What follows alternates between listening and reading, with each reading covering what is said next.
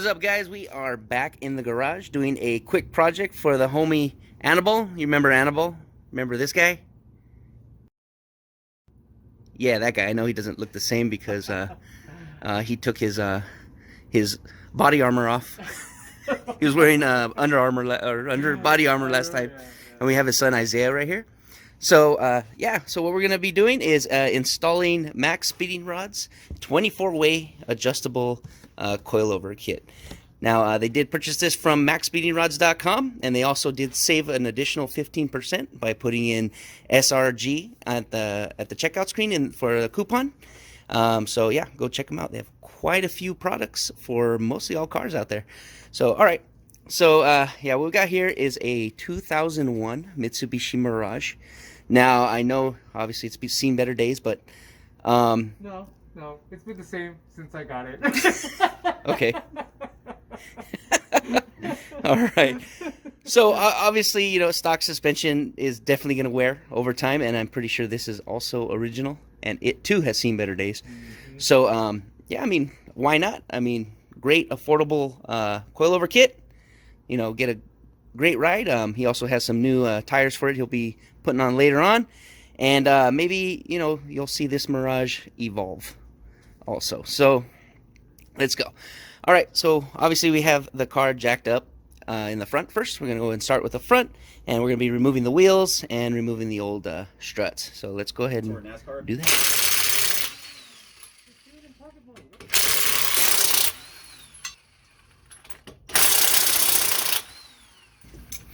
And go ahead and remove the 17 millimeter. Sometimes they're 19, sometimes they're 17. These ones in particular, 17 millimeter. On the strut, he went ahead and removed the clip that holds the brake line too.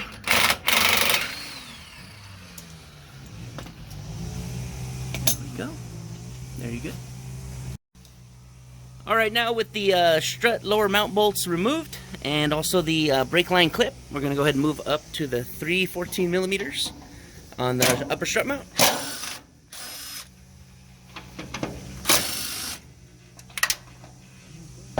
There it goes.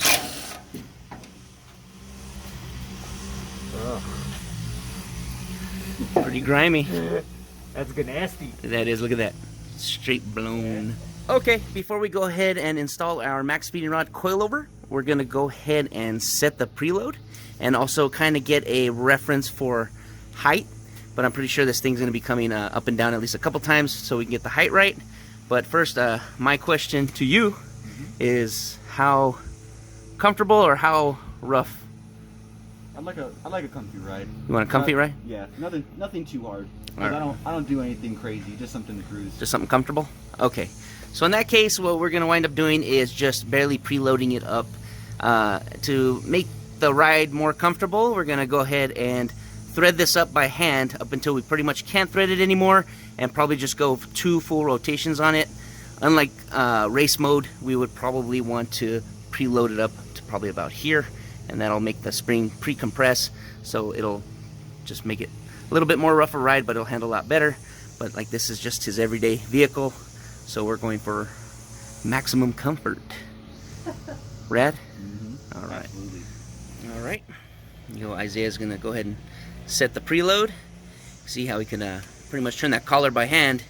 So if we wind up leaving this too loose, then we're gonna get an extremely bouncy ride, and that's pretty much not what we want. How's that? That's getting tight now. It's getting okay. So pretty much up until you can't really turn it by hand no more, then we'll go ahead and grab the spanner. Then we'll go ahead and rotate that a couple times there.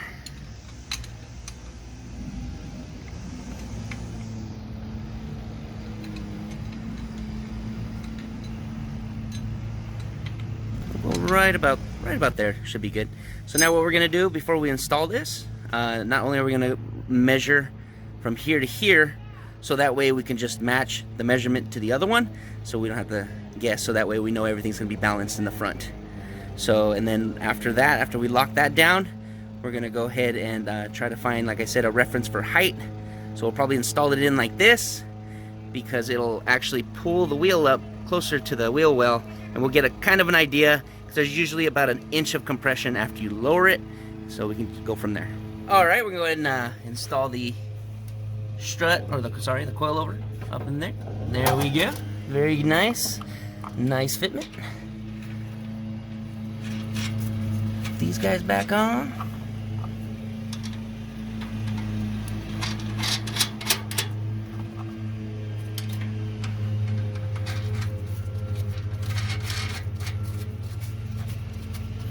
All right, and then we'll go ahead and blast those on. I believe those are probably going to be some off size. It's not 14 no more. So let me go ahead and get the socket for that, and we'll go ahead and and they are a 15 millimeter. So Isaiah's going to go ahead and secure all three there. Pretty good. So look at that. So we'll try here at this height that we have it at right now. So we're gonna need the jack to pretty much jack from underneath the lower control arm, so we can meet up with that.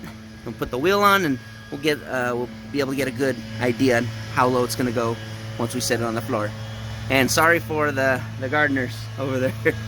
So cool, man. They look pretty good, huh? Freaking awesome. I do. And the pillow ball, where you get. All right, cool. Let's get that done. Okay, we seem to have come across a very small problem. Now, Maxpeedingrods actually does not make the coilover kit for the Mitsubishi Mirage of this generation, which would be 1997 to 2001, maybe 2002. These are actually for a 2003 and up Lancer, so it'd be the model generation after the Mirage. So I guess the knuckle is a little bit thinner than the Lancers. So all we pretty much going to do is just put some shims in there. Should be okay. You don't want to have too much gap in here, and then when you tighten it down, this will squeeze together. It'll start stressing out the welds right there. So that's what we don't want. So all we're going to do is just go ahead and put some shims in there, and everything will be fine. Okay, and there we go. We're going to go ahead and leave those nut and bolt loose for now, just in case we got to make any adjustment, because that would require us to spin this whole thing downward. So we'll try it right there. So I'm going to have Isaiah put the tire back on, and we'll see how low we're at right there. Alright guys, there we go. Went ahead and put the tire back on. You can obviously see we have about a good 4 fingers gap right here. So we'll compress when it does come down under its own weight. It should compress about maybe 1 inch, possibly 2. So that should leave us with about 2 or 3 inches of wheel gap, which is nice, which is a little bit better than factory. So that's pretty much what we're looking for on this. If not, like, they're always fully adjustable. So we're gonna go ahead and take our measurements now and pretty much match the other side, and I'm gonna go ahead and have him put it on, and we'll put this on the floor and we'll see how low we go. Alright guys, we have replaced the fronts, and we are happy with the height. We will show you when it's actually completely done. We'll go ahead and flip the car around, and we are moving now onto the back.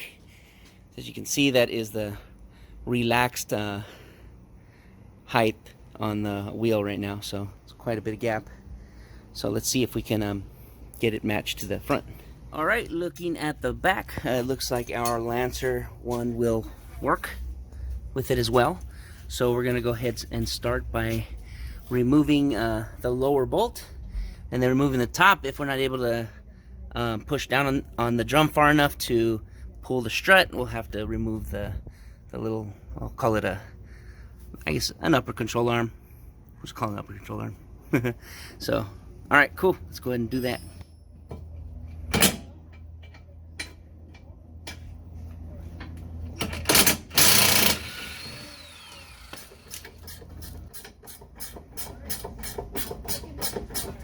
Alright, to access the top strut mount bolts, we're going to have to go ahead and peel back the carpet that's in here. You can see that it's right back there. It's 2 14mm bolts. Let me focus. Right back there. So go ahead and do the same to this side so we can access the... What? You're like Jack Nicholson hair. Oh, you're filming? Alright, go ahead and undo those pins. We have these little plastic clips, and all they pretty much do is depress that in. Probably even almost do it with my finger, but use a screwdriver, and then these will be able to come out. And so there's probably about like 3 or 4, and then we can go ahead and pull that carpet on out.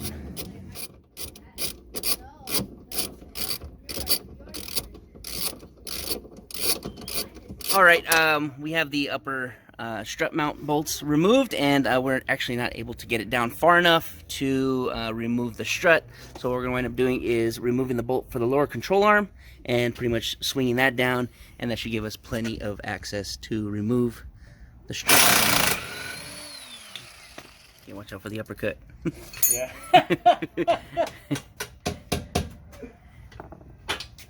My son, so he's got a good chin. So you can go ahead and hold that, and then we could, no, just the control arm right here. Probably pull that down.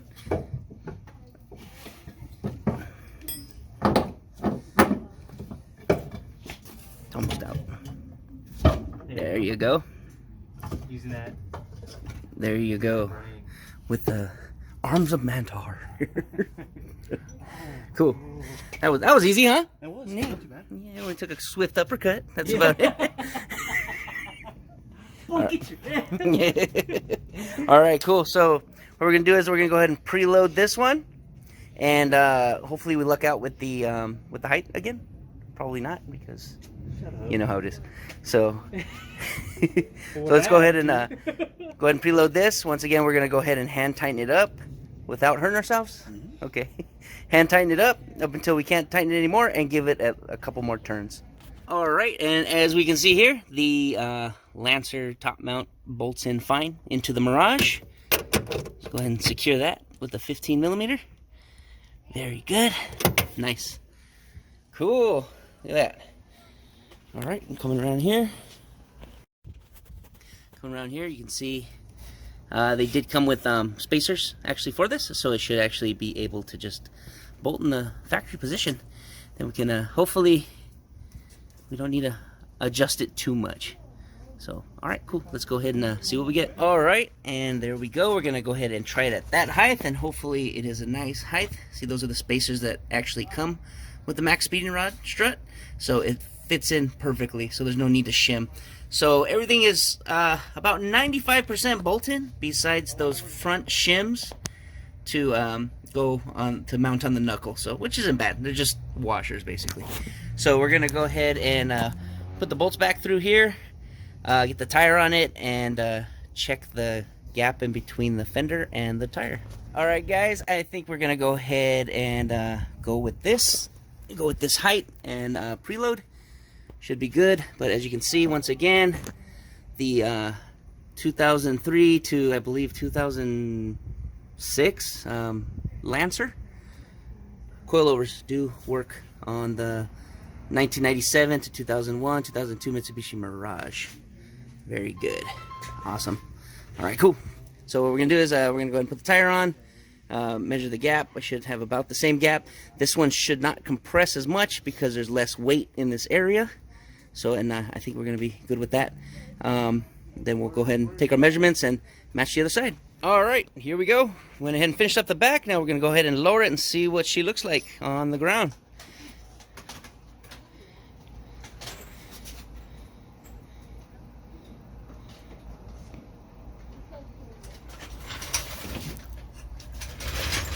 Perfect. That will work. There you go. We got a nice even lower on the back as well as the front. Very good. Cool. All right. So on the back, we will also put halfway at setting number 12, just so it just has an an even damper all the way around.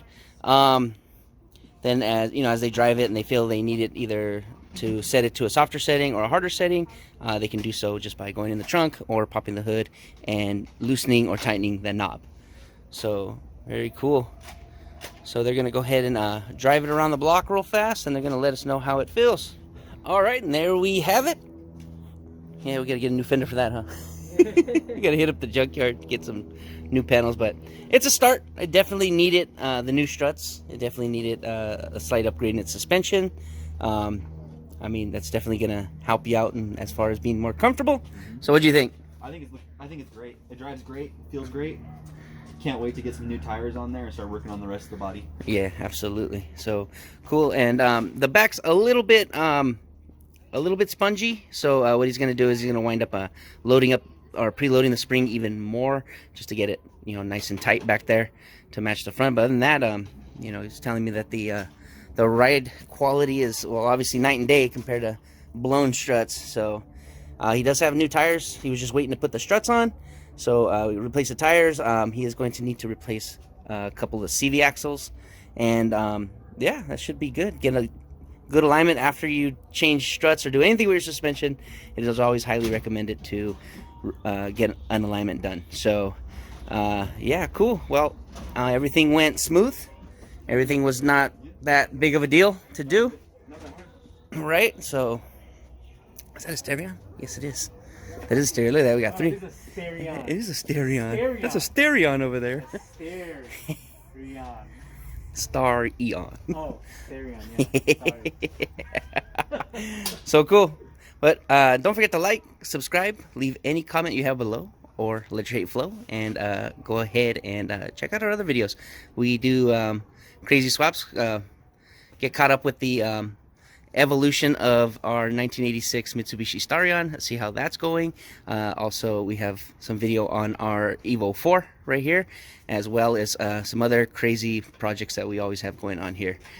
So, all right, everyone, have a good night. Peace.